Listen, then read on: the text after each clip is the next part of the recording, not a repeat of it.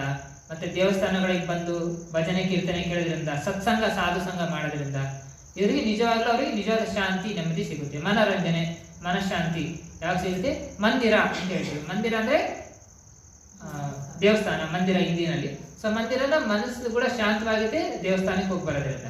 ಈ ತರ ಸತ್ವಗುಣದವರು ಆ ತರ ಸಂತೋಷನ ಪಡ್ಕೊಂತಾರೆ. ಈಗ ರಜೋಗುಣದವರು, ತಮ ಗುಣದವರು ಯಾವ ತರ ಸಂತೋಷ ಪಡ್ಕೊಂತಾರೆ?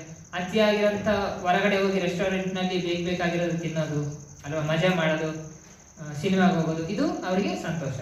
ಯಾರಿಗೆ? ರಜೋಗುಣದವರಿಗೆ. ಮಸ್ತಿ ಮಾಡೋದು. ತಮ ಗುಣದವರಿಗೆ ಮಸ್ತಿ ಮಾಡೋಂಥ ಸಂತೋಷ ಏನು? ನೈಟ್ ಕ್ಲಬ್ಬಿಗೆ ಹೋಗೋದು ಅಲ್ವಾ, ಪಾಪ ಕಾರ್ಯವನ್ನ ಮಾಡೋದು, ಕುಡಿಯೋದು, ತಿನ್ನೋದು, ಅದು ಅವರಿಗೆ ಅದರಲ್ಲೇ ಸಂತೋಷ. ಸೊ ಅದು mood of ignorance, mood of passion. ಒಂದು ರಜಗುಣ, ತಮ ಗುಣ ಬರುವಂತ ಕಾಮ, ಲೋಭ, ದಯಾಸ್ತಜೆ ಅಂದ್ರೆ ಇದು ಕಾಮ ಮತ್ತು ಲೋಭದಿಂದ ಪ್ರೇರೇಪಿತವಾಗಿ ಇರುವಂತ ಸಂತೋಷ. ಸೊ ಆದ್ರಿಂದ ಅದು ನಿಜವಾದ ಸಂತೋಷ